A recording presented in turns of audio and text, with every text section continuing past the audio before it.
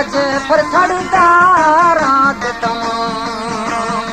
गरज सूरी में अकबर प्यारी सर महरा देखना बरकत वाजा वो अकबर प्यारी जगा में तेरा वैद मसा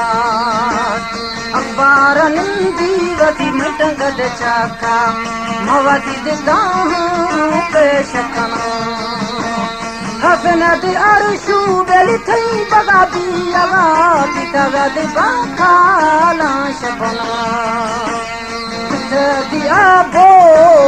जनदास्ता अर्थ दिदा डोला शसरा। हमारे YouTube चैनल तंगवानी टीवी को सब्सक्राइब करें और बेल आइकन को दबाएं ताकि हर न्यू वीडियो आप तक पहुंच सके।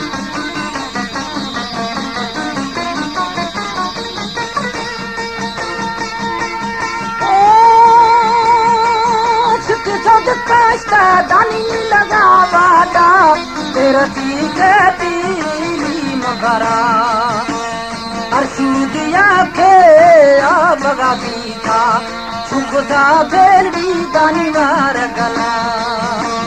दस्ताद हंकारा जन शोशी सदका जाती चो मदफा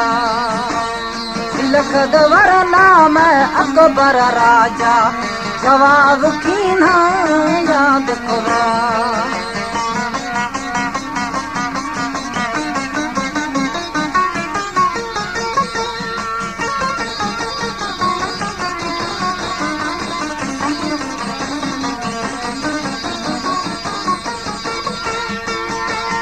ओ समझ धीरे मैं अकबर चाका निष्पासी गनी घाट करा हथरा घूमात फजियत खाती हथरा यारो शाद पदा निकर मुखाना वो अकबर साया अशको तू सांगन तोर पवा गोरवद डाची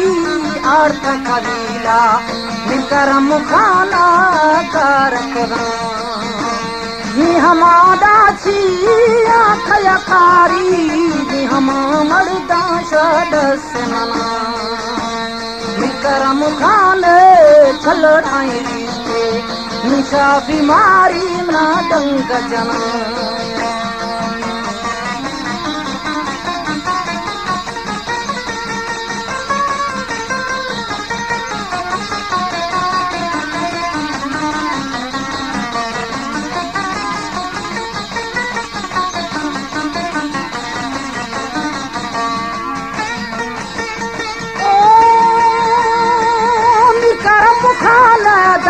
जगत लोटा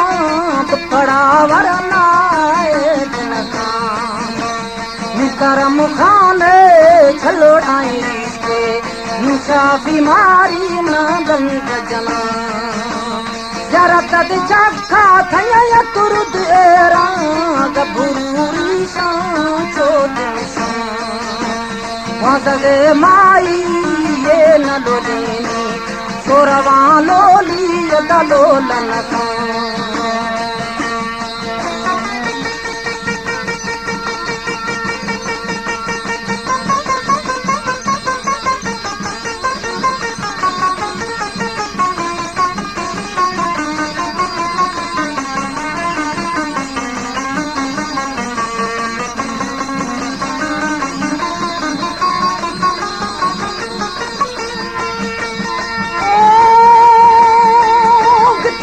पार्टी ओद जुड़ दिहारा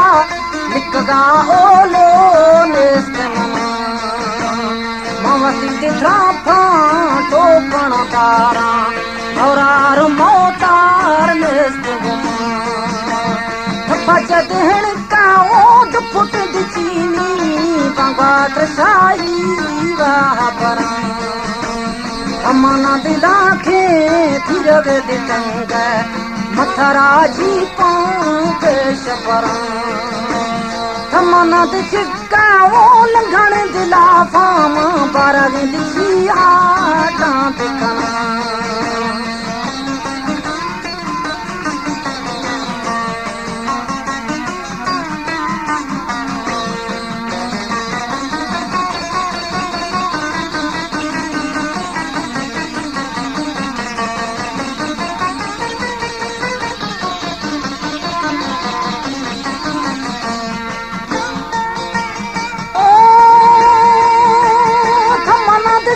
का ओ लंघने दिलाफा